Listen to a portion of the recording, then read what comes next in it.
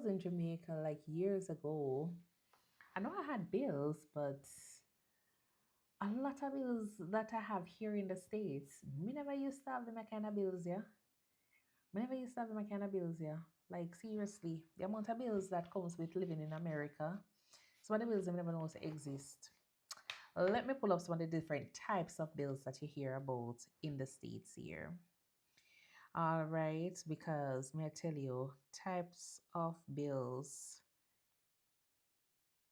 in the US. You have to tread carefully, when you come to US, you have to think about a lot of things when you come in here in the US. All right, let's look at it. So let's talk about personal household bills. These are bills that people come and they pay in America. You have rent or mortgage, property taxes, home insurance, HOA fees that are housing bills. You have utility bills now, electricity, water, gas, trash collection, internet, and cable. Then you have transportation bill, car payment, car insurance, gas, vehicle maintenance, toll and parking.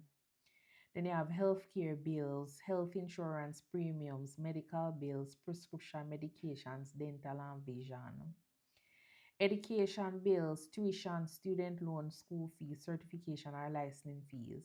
Communication bills, cell phone bill, internet streaming services. Financial bill, credit card bills, loan repayment, interest charges, and business bill if applicable. If you come into America here, some of the bills them that here listed here, if you can avoid them because some of the bills here, like in Jamaica, some of them would not really think about. Some of them you can't really live without them here in the States. Like, so for example, health. You can't live without your health. You can't live without a car. So you definitely need that.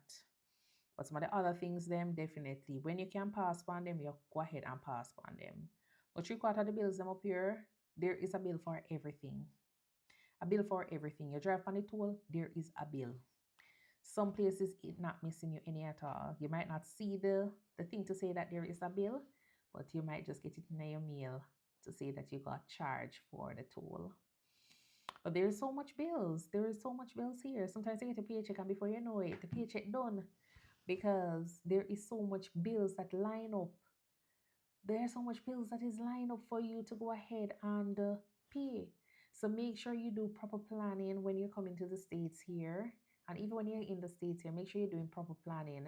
Because if you're not doing that, may I tell you, your money will run dry, your pocket will run dry before you know it. All right, so make sure you plan on these things. So, oh my, I'm so excited about my job, my new job. So I finally, one company is done with, of the three, one is done with credentialing. So I never know it was gonna take that long. But then a friend of mine is saying that the credentialing process was very quick for me because one company with her, it took her about 3 months. I don't know if she was exaggerating, but that's what she said.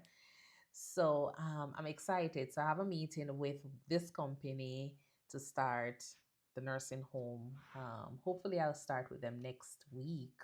I know on Thursday I have a meeting at 1. So I'm excited to get my computer up and running and, my login and everything. So yeah, pretty happy about that. I had purchased some scrubs. I'm excited to start wearing those scrubs.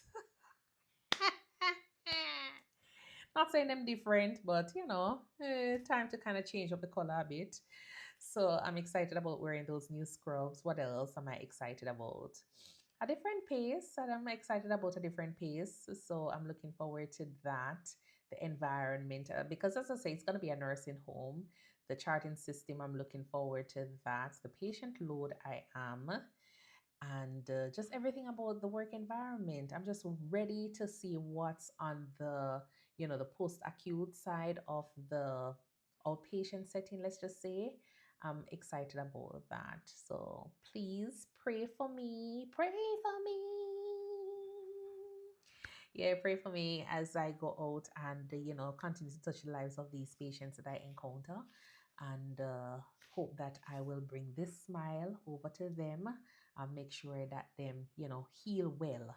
I will touch them with my hands and with my smile and with my warmth each day.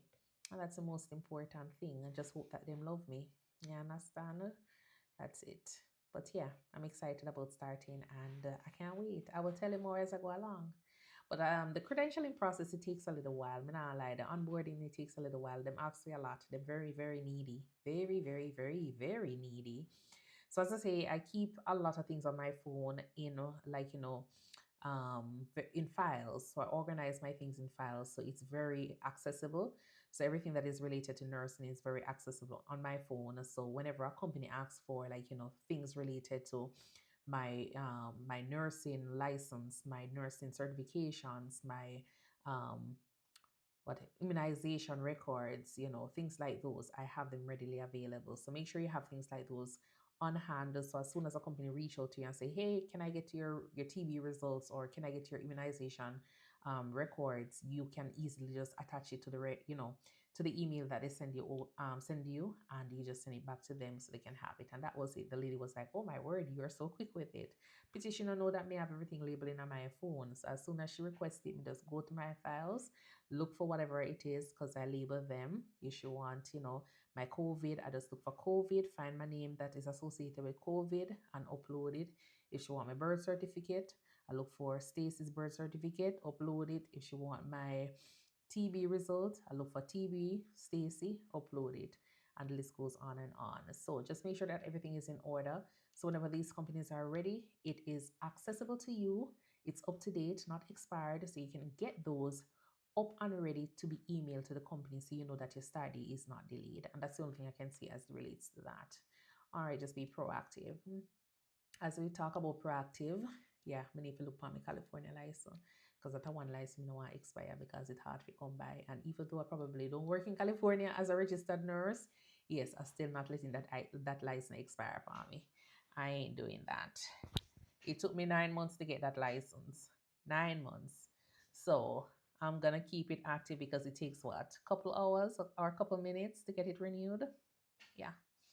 All right. I will see you in the next video. So keep on watching my videos here. Subscribe, follow me here on TikTok, and most importantly, subscribe to my Think Nursing page, where I share content related to nursing, travel, and lifestyle. Until then, I will see you in the next video. Bye. So my patient earlier, every time I go in to see her, she's always so excited. She's so excited to see me. I don't know why she's excited to see me, but she's always excited to see me. She's always wanted to see the Jamaican nurse. And I'm always looking forward to seeing her, even though I have to always shout because she hearing impaired. So I'm always shouting, but she's always excited to see me. She's like, you're the only person that comes to look for me.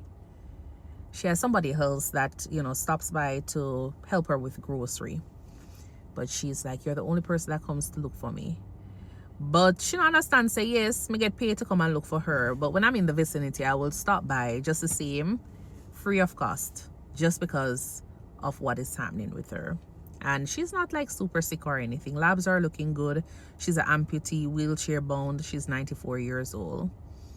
She has a daughter who lives a couple blocks away from her that visits her about three times a year. Yeah, 3 times a year. When I say a couple blocks, less than 5 minutes away. So I saw her and she was crying, and I was wondering what was happening. But while I was heading to her home, well, to her apartment, I saw this young lady and a gentleman heading down, and that was apparently her daughter. So her daughter was there, and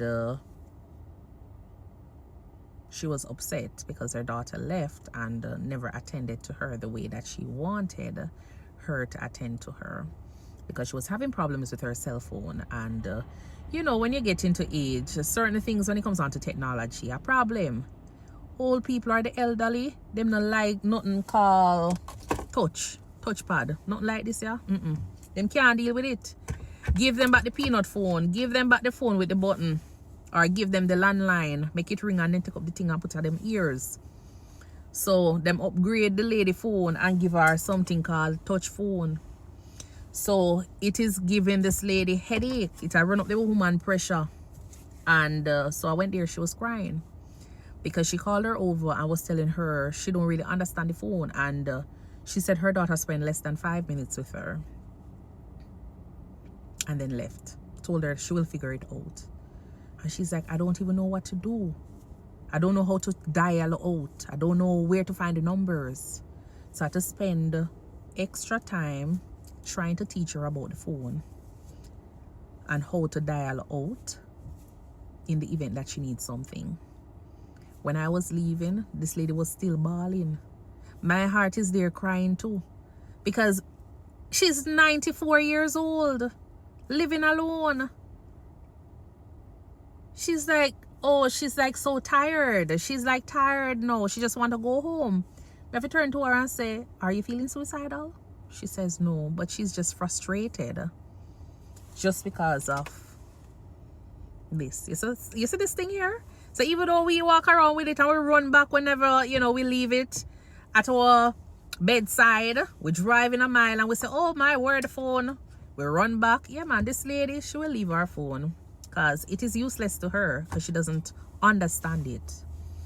But this just comes to say that in life, you know, we have family members available or around, or we have families that are supposed to be families and be there for us, but they're not really there. They're not really there. They're not taking the time out. As I say, she lives a few blocks away from this patient and she doesn't visit her as often. So my patient is just feeling so alone. I want to tell you, she's one of the sweetest person you can think of. The sweetest person. You sit down and you just having conversations with her. And only to find out that this is what life is looking like for her. Her daughter not really visiting that often.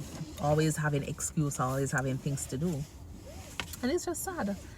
So these are the situations that, you know, every day when I go home, I'm thinking about one or two of these patients and wondering what is going on. I probably just send her a text message just because she loves to text. She has a little group chat with one and two of her friends. So I will send a little text message just to find out how she's doing. And that's just it. So whenever you're out there as a nurse practitioner, whatever you can do, just do it. It's not going to hurt. Even if I don't read the text message immediately, I will just send back whenever I get a chance. Just try to keep her, you know, company if possible. And that's just how I am trying to make an impact. All right.